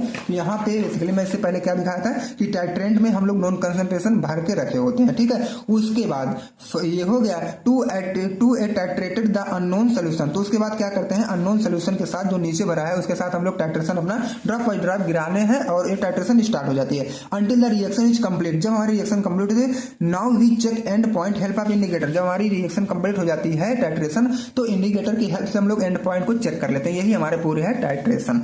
अब एसिड बेस टाइट्रेशन क्या होता है, आयन एसिड बेस टाइट्रेशन जो लेबोरेटरी टेक्निक, ये कॉमन पॉइंट है, ये क्या एक लेबोरेटरी टेक्निक है टू मेजर एसिडिटी या बेसिसिटी ऑफ ए सब्सटेंस, किसी सब्सटेंस का एसिडिटी या बेसिसिटी को चेक करने के लिए। A method of quantitative analysis for determining the concentration of an acid और base by exactly neutralising it with standard solution of base और एसिड हैविंग नॉन कंसंट्रेशन। तो कुछ नहीं करना है, फिर वही बात आती है कि जब हम लोग बेस की हेल्प से एसिड की कंसंट्रेशन को पता करते हैं और बेस हमारा पता होता है, एसिड का नहीं पता होता है, इंडिकेटर का यूज करके जब हम करते हैं तो यही सारी कहानी आपको वहां पे एसिड बेस टाइट्रेशन बना के लिख देना और कुछ भी नहीं करना है। और टोटल थ्योरी में यही लिखा गया था, ठीक है। अब देखो जब एसिड प्लस बेस मिलता है तो साल्ट प्लस वाटर बनता है। It is also known as neutralization titration. हम इसे क्या बोलते हैं, न्यूट्रलाइजेशन टाइट्रेशन भी बोलते हैं, क्योंकि यहाँ पे जब हम एसिड बेस ऐड करते हैं तो साल्ट और वाटर ये सब न्यूट्रल होते हैं, तो इसे हम न्यूट्रलाइजेशन टाइट्रेशन इसलिए बोलते हैं। Phenolphthalein the most commonly use indicator for acid base titration. अगर देखा जाए तो फेनोप्थेलिन ही हम यूज करते हैं ज्यादातर एसिड बेस टाइट्रेशन में। अब थ्योरी क्या होती है एसिड बेस की, अगर देखो आर्हेनियस के अकॉर्डिंग तो अगर वह एसिड है तो H प्लस रिलीज करेगा, अगर वह बेस है तो OH माइनस रिलीज करेगा पानी में हमारे, ठीक है। ब्रोंसेड लोरी के अकॉर्डिंग H प्लस डोनर, ये क्या है H प्लस डोनर करेंगे और H प्लस एक्सेप्टर, ठीक है। बेस क्या है H प्लस एक्सेप्टर हमारे होते हैं। लेविस के अकॉर्डिंग इलेक्ट्रॉन पेयर एक्सेप्टर हमारे एसिड होते हैं और बेस क्या है इलेक्ट्रॉन पेयर डोनर होते हैं, ठीक है। तो आपको इतना समझ में आ ही गया होगा। अब एक हमारा जो 10 मार्क्स का इस यूनिट से क्वेश्चन बनता है, ये हमारे भाई साहब अकेले पढ़े हुए हैं। Discuss the various neutralization curve of acid base titration, अकेला है पर बहुत ही इंपॉर्टेंट क्वेश्चन है, ये रिपीटेड क्वेश्चन है। अब देखो इसमें क्या करना है, वेरियस न्यूट्रलाइजेशन कर्व को जो एसिड बेस टाइट्रेशन में बनता है उसी को आपको बताना है। जैसे कि जब हम एसिड बेस टाइट्रेशन कर रहे होते हैं तो उस कंडीशन में जब हम कोई ग्राफ के मेथड से अपना जो हम एंड पॉइंट को डिटेक्ट कर रहे हैं, मतलब क्या आ रहा है, जब हम एक ग्राफ की हेल्प से मेजर करते हैं तो उन्हें हम बोलते हैं न्यूट्रलाइजेशन कर्व। वो जो है किस पॉइंट पे न्यूट्रल हो रहा है। तो हम अब बात करेंगे न्यूट्रलाइजेशन कर्व का।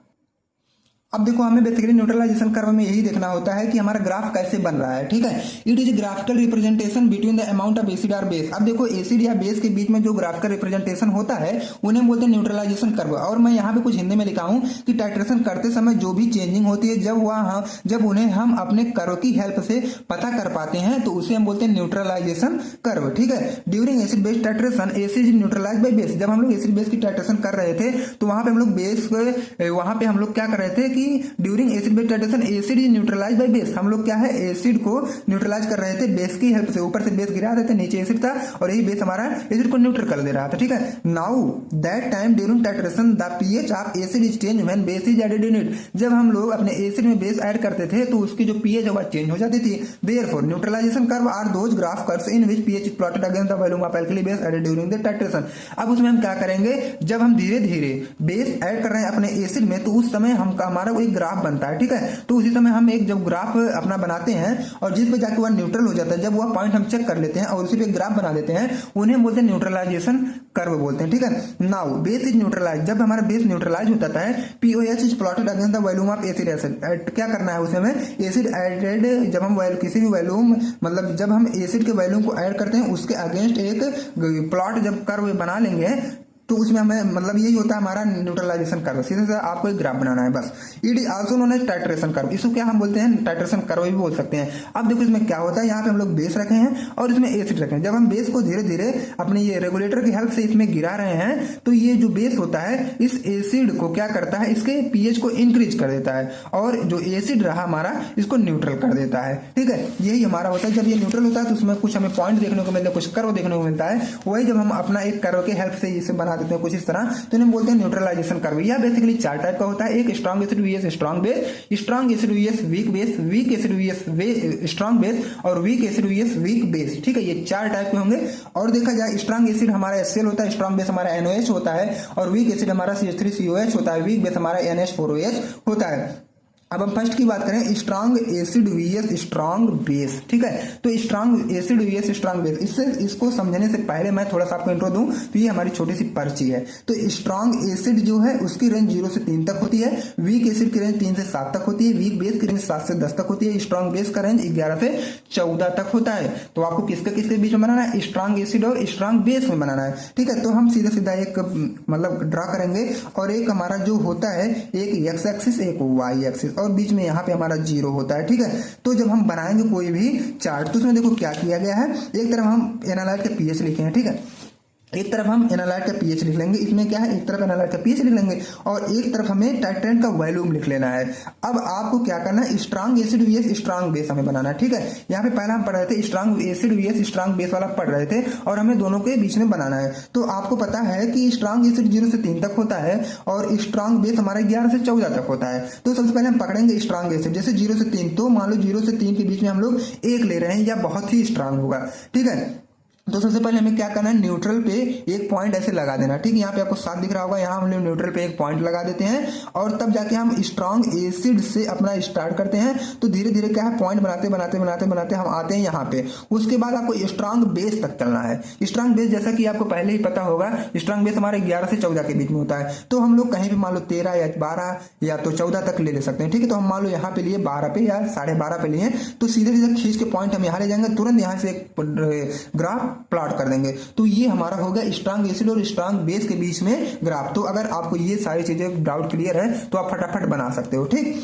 अब देखो इसमें देखा जाए तो जो हमारे स्ट्रॉन्ग एसिड होते हैं कंप्लीटली डिसोसिएट होते हैं वाटर में और H+ आयन दे देते हैं, और ये जो हमारे स्ट्रॉन्ग बेस होते हैं कंप्लीटली डिसोसिएट होते हैं वाटर में और OH आयन तुरंत वहां देने लगते हैं। In this strong acid neutralize by strong base, जो हमारा स्ट्रॉन्ग एसिड होता है वह स्ट्रॉन्ग बेस के द्वारा न्यूट्रलाइज कर दिया जाता है। अब आपको मैं एक समझा दिया हूं, अब बाकी ये थ्योरेटिकल पार्ट है। In this the curve begin acidic the rise gradually near equivalence point, pH increase at greater speed at then that turns into basic. जब पीएच तेजी से बढ़ता है तो वह बेसिक में कन्वर्ट हो जाता है और इक्विवेलेंस पॉइंट हमें वहां पे 7 ही लेनी थी। और phenolphthalein, bromothymol, blue and methyl red are used indicator. यहाँ पे हम लोग 3 टाइप का इंडिकेटर यूज कर सकते हैं, जैसा कि फेनोल्फथालीन है, ब्रोमोथाइमॉल है और मेथाइल रेड है। ठीक है, फॉर न्यूट्रलाइजिंग आप स्ट्रॉन्ग बेस, जब हम लोग क्या करते हैं किसी भी स्ट्रॉन्ग बेस को न्यूट्रल करते हैं तो कर्व जो हमें मिलता है उसे हम आइडेंटिफाई करते हैं। अब strong acid VS weak base क्या होता है इसकी जब हम बात करें तो अब देखो हम थ्योरी नहीं पढ़ने वाले। ठीक है, थ्योरी आप बना के लिखे क्योंकि वीडियो ज्यादा लेंदी भी हो सकती है।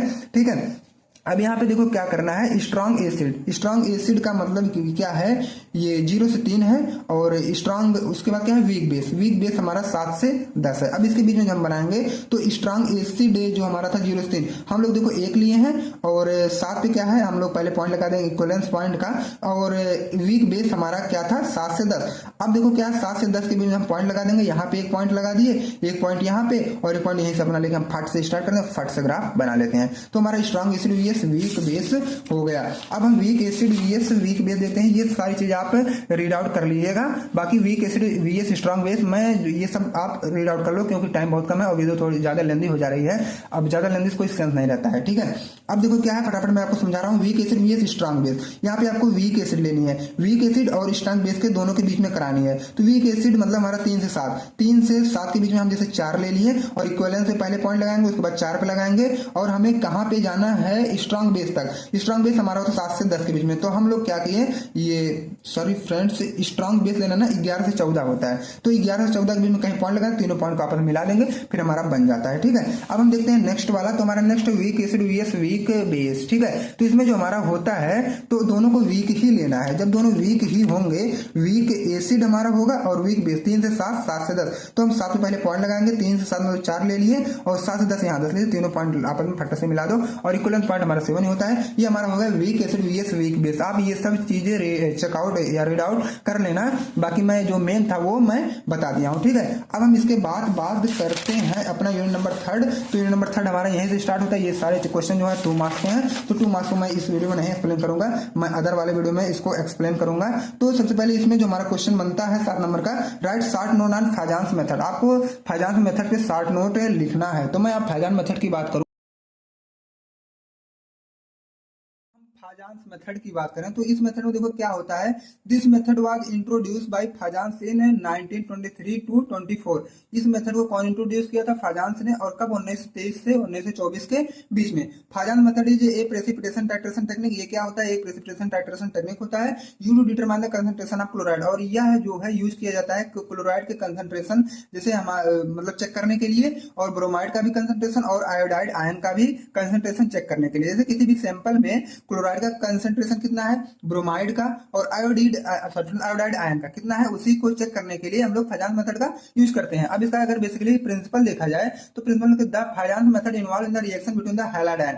ये क्या होता है? हैलाइड आयन का जब रिएक्शन होता है, जैसे क्लोरीन ब्रोमीन आयोडीन ये सब होते हैं हमारे halide, and AG in the presence of coloured indicator. अब देखो क्या है इसका रिएक्शन और इसका रिएक्शन जब किसी भी कलर्ड इंडिकेटर के प्रेजेंस में होता है, और वह कलर्ड इंडिकेटर बेसिकली हमारा तो डाइक्लोफ्लोरोसीन होता है, ठीक, डाइक्लोरोफ्लोरोसीन होता है। और जब हम लोग क्या है डिटेक्ट पॉइंट भी एंड करते हैं, सॉरी फ्रेंड्स, एंड पॉइंट को जब हम डिटेक्ट करते हैं तब जाकर हमारा कलर चेंज होने लगता है, ठीक। अब हम इसके रिएक्शन की बात करें तो Ag प्लस Cl माइनस क्या है यहाँ पे Ag, जब हम लोग सिल्वर प्लस क्लोराइड को जब हम ऐड कर रहे हैं तो सिल्वर क्लोराइड हमें मिल रहा है। अब इसकी प्रोसीजर की हम बात करें तो प्रोसीजर में हमारा क्या है?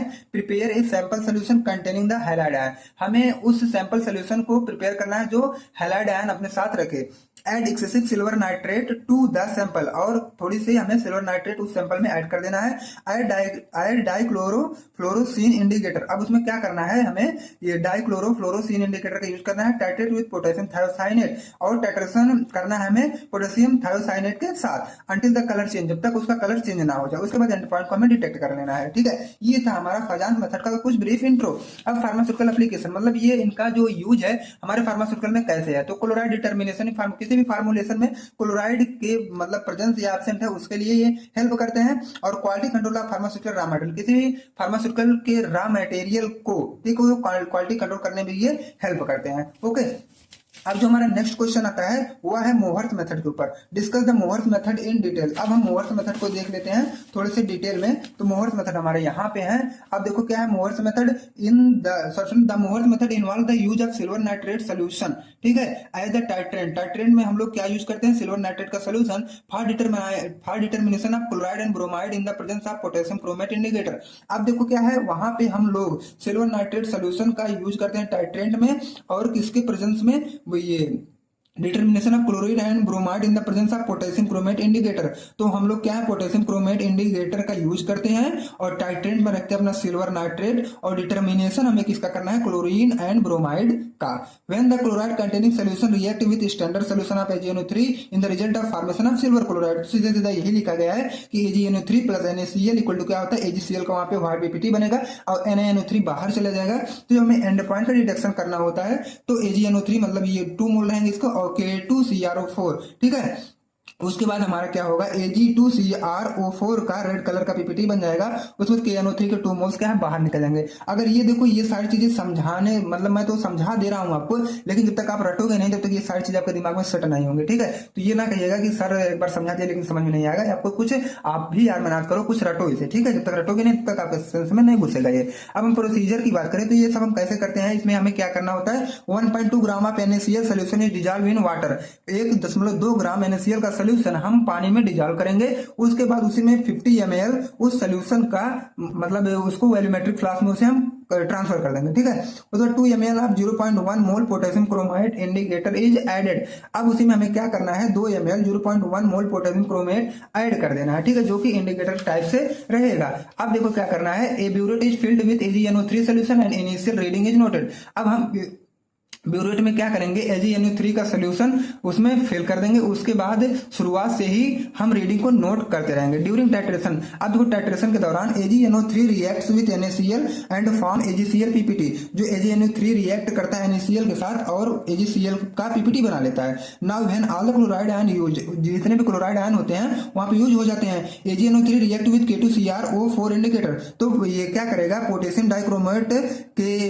डाइक्रोमेट इंडिकेटर के साथ वह रिएक्ट कर लेगा एंड फॉर्म्स AgCrO4 PPT, और वहां पे AgCrO4 का PPT बना लेगा जो कि लाल कलर का दिखेगा, विच इंडिकेट एंड पॉइंट, जो कि हमें एंड पॉइंट को डिटेक्ट करवा देगा। ठीक है, अब यहाँ पे आपको कुछ फिगर दिख रहा होगा, इस फिगर से आप AgNO3 में ऊपर से गिरा रहा हूँ, नीचे हमारा NaCl बन रहा है, तो यहीं से हम लोग क्या है लास्ट पॉइंट या एंड पॉइंट को डिटेक्ट कर लेते हैं। उसके बाद मैं इसकी कुछ लिमिटेशन की बात करूं तो not possible to use titration in the presence of ammonia ion and many ions. ठीक है, अब देखो यह जो होता है टाइट्रेशन, या कुछ आयन ऐसे होते हैं जिसके प्रेजेंट में हम इसे नहीं कर पाते हैं, जैसे कि अमोनिया आयन होता है और यहाँ पे देखो H डबल प्लस PO4 पे ट्रिपल माइनस और भी आयन होते हैं, इसके प्रेजेंट में हम नहीं कर पाते हैं, तो ये वहां पे फेल हो जाता है। Not possible to use titration in the basic solution. अब देखो जब कोई भी सोल्यूशन आपको बेसिक मिल जाए तब अगर ये कर रहे हो वहां पर भी ये फेल हो जाएगा। Otherwise it will produce silver hydrate, अगर आप कर भी रहे हो तो सिल्वर हाइड्रोक्साइड वहां पे तुरंत प्रोड्यूस हो जाएगा, तो ये फेल हो जाता है। ठीक है, अब मोहर्स मेथड का हमारे फार्मास्यूटिकल में क्या यूज है, क्लोराइड आयन के डिटर्मिनेशन के लिए, टैबलेट एंड कैप्सूल के एनालिसिस में, और एमॉक्सिसिलिन में क्या है डिटर्मिनेशन, क्लोराइड कैंडेला में एमॉक्सिसिलिन फॉर्मुलेशन,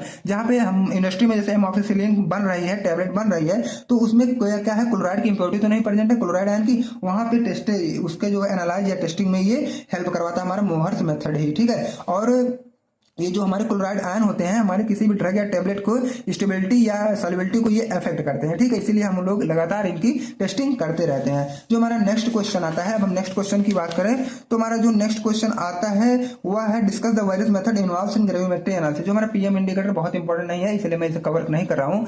अब देखो क्या है, बाकी मैं नोट्स में दे दूंगा आपको, अगर पढ़ना चाहोगे तो पढ़ लीजिएगा। Discuss the various methods involves in gravimetry analysis. अब हम क्या है ग्रेविमेट्री एनालिसिस की बात करें, जो कि मोस्ट इंपॉर्टेंट क्वेश्चन हो जाता है और ये आया भी है कई बार। और फिर हम देख लेते हैं कि ये ग्रेविमेट्री एनालिसिस क्या होता है। जैसे कि वर्ड से आपको पता चल जाना चाहिए कि ग्रेवी मतलब होता है वेट या मास, मेट्री मतलब होता है मेजर। जब हम लोग क्या है यहाँ जनरल टाइट्रेशन नहीं है, यहाँ पे हम लोग उसके वेट या मास के अकॉर्डिंग जब हम मेजर करते हैं तो हम बोलते हैं ग्रेविमेट्री एनालिसिस।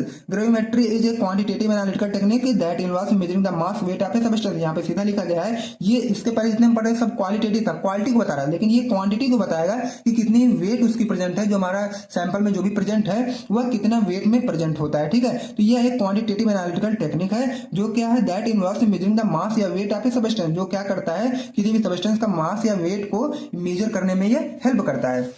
अब देखो gravimetry depends on comparing the masses two compounds containing the analyte. Analyte में हम लोग दोनों को लेते हैं और वहीं पे कंपेयर करते हैं उनके मास को। ठीक है, जैसे ये सोल्यूशन है और यहाँ पे तुरंत क्या है PPT बन जाएंगे। PPT करके जब बन जाएंगे तो PPT निकाल के हम लोग इसका वेट कर देंगे। वे PPT सभी को पता होता है ना, ये जो छोटे छोटे क्या है ये धुक्के रोरे टाइप के बन जाते हैं, उसी को जब हम किनारे करके उसका वेट कर लेते हैं तो उन्हें हम बोलते हैं PPT। और यही PPT का जब हमको मिल जाएगा तो दोनों के क्या PPT को हम लोग कंपेयर करेंगे, किसका मतलब इसका ये वेट या मास कितना है। ठीक है, तो यह अब इसके प्रिंसिपल की हम बात करें तो it is based on the principles that it involve the conversion of ion element to its pure form by precipitation titration.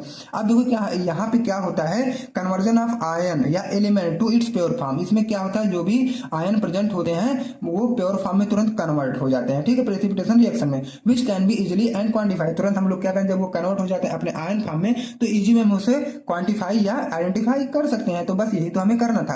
अब हम स्टेप इन्वॉल्व, कौन कौन से स्टेप इन्वॉल्व हुए हैं ग्रेविमेट्री में, कभी कभी ये 7 मार्क्स से अलग पूछ लेते हैं कौन कौन से स्टेप इन्वॉल्व हुए हैं ग्रेविमेट्री में। तो आप इसे इस टॉपिक को मिस ना करेगा, अच्छी तरीके से अपने दिमाग, अगर आप सो रहे हो तो अपनी आंखें खोल लो। ठीक है, क्योंकि वीडियो थोड़ी लंबी हो रही है।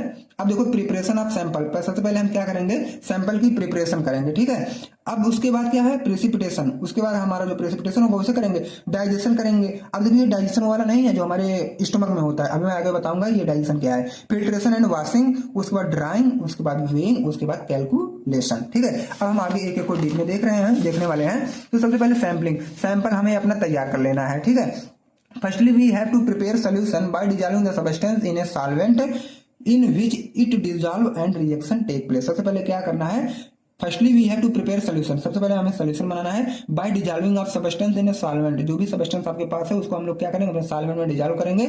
उसके बाद क्या है रिएक्शन में उसे उसका वो रिएक्शन में एक भाग या हिस्सा बना देंगे, तब जब हमारा सैंपल तैयार हुआ। अब हम लेके आते हैं अपने रिएक्शन में। तो प्रेसिपिटेशन में क्या होता है, now for preparation of precipitate, अब हम लोग क्या करेंगे यहाँ पे प्रेसिपिटेट का प्रिपरेशन करेंगे। We have add precipitating agent for make a precipitate of substance in a solution, किसी भी सॉल्यूशन में प्रेसिपिटेट बनाने के लिए हम लोग प्रेसिपिटेटिंग एजेंट का यूज करते हैं, तब जाके हमारा प्रेसिपिटेशन बनता है, तब जाके प्रेसिपिटेट होता है। अब precipitation is process of formation of A solid in a solution, precipitation एक ऐसी प्रोसेस है जिसमें क्या है किसी भी सॉल्यूशन में सॉलिड का फॉर्मेशन हो जाता है। When a chemical reaction take place, जब इसमें केमिकल रिएक्शन होता है तो किसी भी सॉल्यूशन में सॉलिड का फॉर्मेशन होने लगता है, तो उसे हम बोलते हैं प्रेसिपिटेशन। तो इसमें क्या है PPT is necessary to convert substance into its pure form, जब वो पीपीटी के फॉर्म में बन जाता है, मतलब कुछ जब उसका मास आ जाता है तो उस सॉल्यूशन का वो प्योर फॉर्म होता है, ठीक है, ऐसा समझो।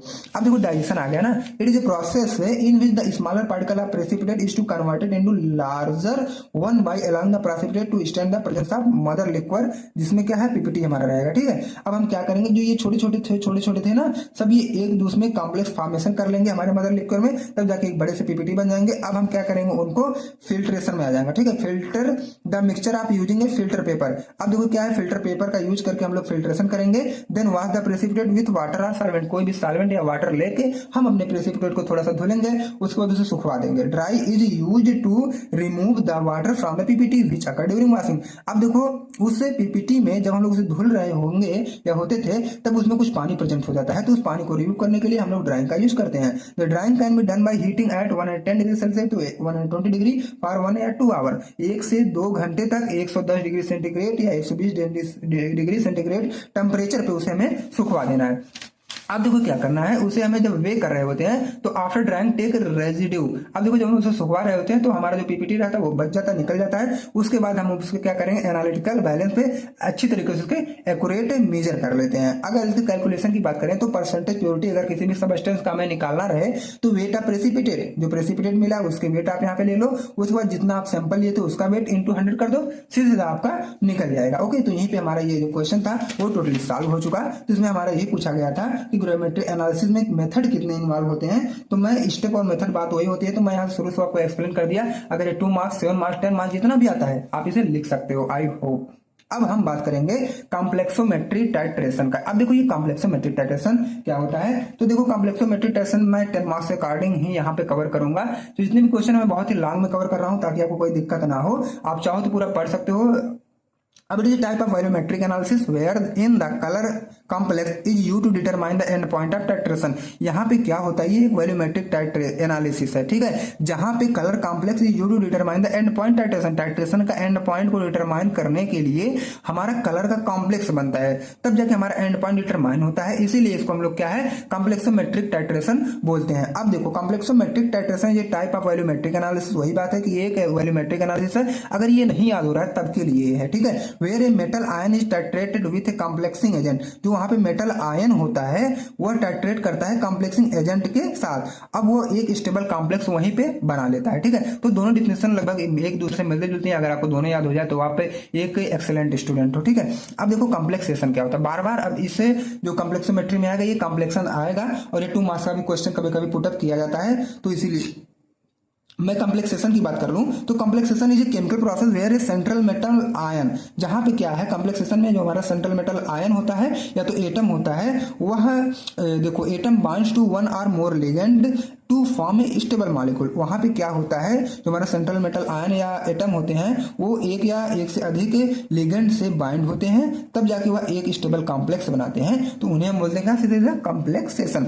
अब ये कॉम्प्लेक्सोमेट्रिक टाइट्रेशन में कौन से प्रिंसिपल इन्वॉल्व होते हैं ये हम देख लेते हैं। The reaction between the metal मतलब M and the complexing agent मतलब L form a stable complex, ठीक है, वही था जो हमारा कॉम्प्लेक्सेशन। अब देखो यही है सीधे सीधे कॉम्प्लेक्सेशन में, मतलब मेटल और कॉम्प्लेक्सिंग एजेंट जब दोनों रिएक्ट करते हैं तो हमारा एक स्टेबल कॉम्प्लेक्स बनता है, तो वही हमारा होता है सीधे कॉम्प्लेक्सेशन। तो M plus L equal to M L, तो एम आप माने थे किसको, मेटल को, एल किसको मानते कॉम्प्लेक्सिंग एजेंट, जब दोनों को आपस में ऐड किया तो एम एल हमारा बन गया। अब ये कॉम्प्लेक्सिंग एजेंट यार लिगेंड क्या होते हैं, this is also known as chelating agent. अगर आपको 2 मार्क्स में कभी चिलेटिंग एजेंट पूछ लिया तो आप ये लिख के आएगा, ठीक है।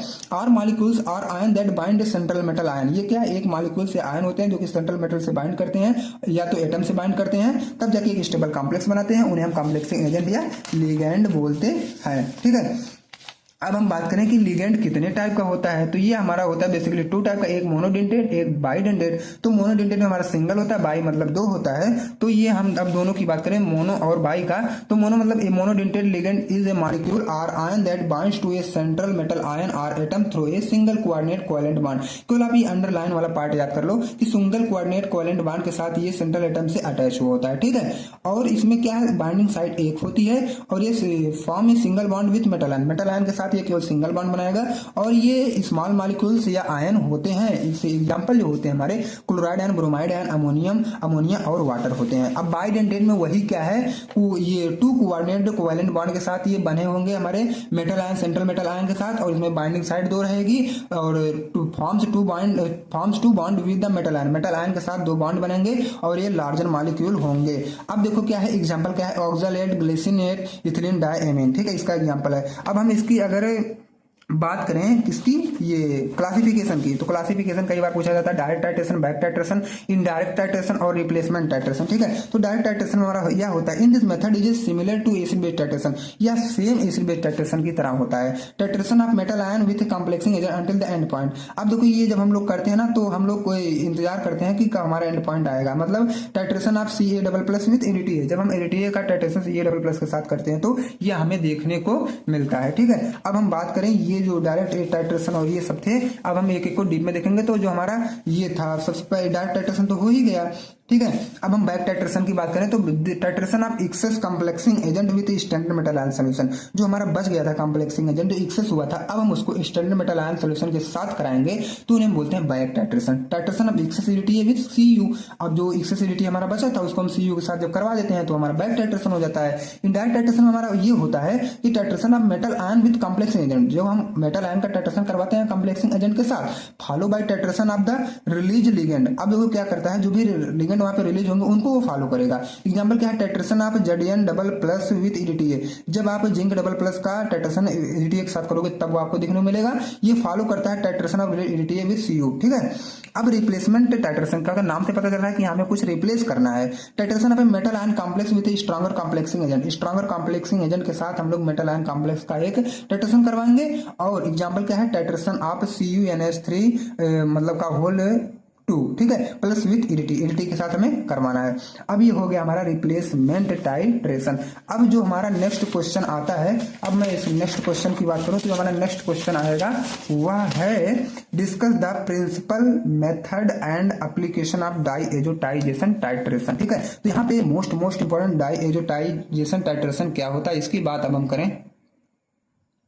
अब देखो यहाँ पे मैं बात कर रहा हूँ डाइएजोटाइजेशन टाइट्रेशन का, ठीक है। तो diazotitration is a quantitative analytical technique used to determine the concentration of primary amines मतलब NH2 इन ए सैंपल। किसी भी सैंपल में जब हम क्या है प्राइमरी अमीन की कंसंट्रेशन पता करते हैं तो उसे हम बोलते हैं क्या, डाइएजोटाइजेशन टाइट्रेशन। अब in this method the primary aromatic amine is reacted with the sodium nitrate in acidic medium to form diazonium salt. इसमें क्या होता है, जो हमारी एरोमेटिक अमीन होती है वह सोडियम नाइट्रेट के साथ जब रिएक्ट करती है लेकिन एसिडिक मीडियम में रिएक्ट करती है तब बनाती है हमारी ये डाइजोनियम साल्ट, ठीक है। It is also known as nitrile या सोडियम नाइट्रेट टाइट्रेशन, ठीक है। यह जब अलग नाम से पूछेगा नाइट्राइल या सोडियम नाइट्रेट टाइट्रेशन के साथ तब भी क्या है आप डाइजोटाइजेशन टाइट्रेशन ही लिख के आइएगा। Here temperature is maintain is necessary at 0 to 5 degree centigrade. यहाँ पे जो एक डिसएडवांटेज अगर इसका देखा जाए तो यहाँ पे आपको टेम्परेचर बहुत ही मतलब इंपॉर्टेंट होता है कि आप इसे मेंटेन करके तब जाके आप ये टाइट्रेशन करो। तो अब आप लोग के बाद अटेंडेंस लगा दो कि हमारे साथ इतनी लंबी वीडियो कौन देख रहा है। आप लोग यस वाला कमेंट जरूर करो, ठीक है। और आप थंब भी दे सकते हो कि सर मैं आपके साथ इस लंबी वीडियो में यहां तक आ गया हूं। अब प्रिंसिपल की बात करें तो it is based on the principle that primary aromatic amines of the sample and the sodium nitrate react together in an acidic medium to obtain diazonium salt. वही बात है कि NaNO2 मतलब सोडियम नाइट्राइट जब HCl मतलब hydrochloric acid साथ react कर रहा है तो नाइट्रस एसिड और NaCl हमारा बन रहा है, ठीक है। अब जब इतना बन गया तो NH2 मतलब एनिलीन का जब हम रिएक्ट कराएंगे HNO2 के साथ और HCl के साथ तो हमारा डायजोनियम साल्ट बन जाएगा। ठीक है, जो यहाँ थ्योरी लिखी थी वो मैं अब इस फॉर्म में जब कन्वर्ट कर दे रहा हूँ तो आप ये सब रिएक्शन रट लो। ठीक है, 3-4 बार देखो वीडियो और रटो लगातार से, तब जाके कहीं आपको समझ में आएगा। There are mainly 3 type of methods based on the titration procedure. अब इसमें 3 मेथड यूज होते हैं टाइट्रेशन प्रोसीजर करने के लिए, जैसे कि डायरेक्ट मेथड, इनडायरेक्ट मेथड और अदर मेथड। ठीक है, अब हम एक एक मेथड की बात करें। सबसे पहले हम डायरेक्ट मेथड की बात करें इसमें, तो डायरेक्ट मेथड ये क्या होता है? The main principle involve in this method is treated the amino group containing drug with acid solution. अब किसी भी एसिड सोल्यूशन में अमाइनो ग्रुप, ठीक है, ड्रग के साथ कितना प्रेजेंट है, जब वह मतलब हम चेक करते हैं, ट्रीट करते हैं, तो क्या होता है? The resulting solution is emerge the cold water both 0.5 degree centigrade. अब इसमें देखो जो हमारा सोल्यूशन आता है रिजल्ट वाला, जो भी हमें लेना है, उसको हम लोग क्या करते हैं, ठंडे पानी में उसको इमर्ज कर देते हैं, जहां का टेम्परेचर, हमारा वाटर बाथ का टेम्परेचर कितना होता है, 0.5 degree centigrade. Then this solution is titrated with sodium nitrate solution. उस सोल्यूशन को हम लोग क्या करेंगे, सोडियम नाइट्रेट सोल्यूशन के साथ टाइट्रेट करवाएंगे। एंड पॉइंट हम लोग क्या करेंगे, सेवरल मेथड बहुत आते हैं ना एंड पॉइंट डिटेक्ट करने के लिए, उस मेथड की हेल्प से हम लोग एंड पॉइंट का डिटेक्ट कर लेंगे। उसके बाद हम बात करें तो इनडायरेक्ट मेथड। इनडायरेक्ट मेथड क्या होता है? The principle involve in this method is that the excess nitrous acid is added to the titration sample solution and it's back titrated with other appropriate titrant. ठीक है, वह जब back आने लगता है एप्रोप्रिएट टाइट्रेंट में, तब की बात होती है इनडायरेक्ट मेथड में। This method is only used for titration of insoluble diazonium salt. ये कब यूज किया जाता है? जब ये इनसॉल्युबल डायजोनियम साल्ट होता है, तब के लिए यह टाइट्रेशन यूज किया जाता है। और एक अदर मेथड आता है, the main principle involve in this method is the formation of diazo oxide which is more stable than the diazo compound. आप देखो, अगर देखा जाए तो ये डाइजो कंपाउंड से ज्यादा ये स्टेबल होता है डाइजो ऑक्साइड। ठीक है, और यह क्या है, मेन प्रिंसिपल इसमें, इसको बनाने में हम लोग फॉलो करना पड़ जाता है। अब हम इसकी प्रोसीजर की बात करें तो प्रोसीजर में हमारा यही आता है कि prepare of 0.1 mole sodium nitrile solution, nitrite solution. ठीक है, तो आप यहाँ पे क्या लेंगे, 75 gram of sodium nitrite is weigh and dissolve in distilled water. 75 gram of sodium nitrite को लेंगे और उसे डिस्टिल्ड वाटर में डिजॉल्व करेंगे। आफ्टर डिजोल्यूशन, जब डिजॉल्व हो जाएगा, volume is made up to 1 litre. Volume क्या करना है, आपको 1 लीटर बना लेना है और उसी में और डिस्टिल्ड वाटर का यूज करके। ठीक है, अब उसके बाद अगर इसका स्टैंडर्डाइजेशन किया जाए तो क्या होता है, टेक 0.5 ग्राम ऑफ सल्फेनिलामाइड, मतलब एमीन लेना है उतना और उसको वे कर लेना है और उसको एक बीकर में ट्रांसफर कर देना है। उसके बाद 20 ml of HCl and 50 ml of distilled water is added to it, stir and cooled it 15 degree centigrade. उसमें क्या करना है, आपको 20 ml HCl लेना है और 50 ml डिस्टिल्ड वाटर लेना है और उसको ठंडे पानी में 15 डिग्री सेंटीग्रेड पे सब ऐड करके उसको स्टीयर मतलब मिला देना है। अब देखो क्या है, 25 ग्राम ऑफ क्रश्ड आइस। ठीक है, जैसे बर्फ का एक टुकड़ा होता है, उसको जो पीस करके उसको क्रश्ड कर लो। ठीक है, महीन हल्का पतला कर लो। उसके बाद आप उसी को उसी में ऐड कर दो and titrated with sodium nitrile solution, और उसी को आपको क्या करना है, सोडियम नाइट्राइल सोल्यूशन के साथ टाइट्रेट करना है। And point is determine with the help of starch iodide paper. आप वहां पे जो एंड पॉइंट आप डिटेक्ट करेंगे तो स्टार्च आयोडाइड पेपर की हेल्प से करेंगे। अब देखो क्या है, glass rod is dipped into a solution and touch to a starch. वहां पे क्या है, ग्लास रॉड रहेगा जो कि उस सोल्यूशन में पूरा डिप रहेगा और उस स्टार्च को टच करेगा। Iodide paper deep blue colour indicate and point. जो आयोडाइड पेपर हम लोग यूज कर रहे थे इंडिकेटर में, वह डीप ब्लू कलर जब हम लोग एंड पॉइंट हमें दिखने लगेगा तो टाइट्रेशन वहीं पे हमारी समाप्त हो जाएगी। और 1 mole of 0.1 normal equal to क्या होगा, ईच 0.01722 ग्राम ऑफ सल्फेनिलामाइड। ठीक है, और यहाँ पर सोडियम नाइट्राइट था। अब इसकी हम एप्लीकेशन की बात करें तो use in determination of 1 degree aromatic amines. ठीक है, and also use for determination of sulfa groups जैसे प्रोपेन हाइड्रोक्लोराइड, ये सबके डिटर्मिनेशन में भी यह हेल्प करता है। ठीक है, अब यहाँ पे क्या है, आपको इस चैनल को सब्सक्राइब कर लो और अगर अभी भी नहीं किया हो तो सब्सक्राइब कर लो। बाकी वीडियो को तो लाइक कर ही दो अपने प्यारे हाथों से और अपने दोस्त को भी शेयर कर दो ताकि इस वीडियो का फायदा वो भी ले सके। तो फ्रेंड, जब हम आपसे नेक्स्ट में मिलेंगे तो यूनिट नंबर जो हमारी 3 और 4 छूट रही है उसको हम कवर करेंगे। ठीक है, इसके बाद जब हम मिलेंगे आपसे, तो अगर आपको ये नोट्स डाउनलोड करनी है तो आप टेलीग्राम ग्रुप को ज्वाइन करो और व्हाट्सएप ग्रुप को, दोनों को ज्वाइन करो। वहां से आप नोट्स डाउनलोड इजी वे में कर सकते हो। ठीक है, अब देखो हम 3 और 4 यूनिट अभी जल्द से जल्द मैं आपको प्रोवाइड करूंगा। उसके बाद हम 2 मार्क्स वाले कवर कर लेंगे, फिर गेस्ट पेपर, फिर सॉल्व गेस्ट पेपर, सारी चीजें मैं आपको दूंगा। आपको केवल चैनल सब्सक्राइब कर लो, व्हाट्सएप ग्रुप और टेलीग्राम ग्रुप, सारी चीजें आप हमसे जुड़ जाओ। तब मिलते हैं जल्द किसी अगले वीडियो में। ये 3, 4 सॉरी फ्रेंड्स, यहाँ पे 4 और 5 रहेगा। ठीक है, 4 और 5 वाले में, तो इससे पहले मैं कुछ गलती कर दिया हूं। अब 4-5 वाले मैं आपसे मिलूंगा। तो मिलते हैं अगले वीडियो में। Thanks for watching this video.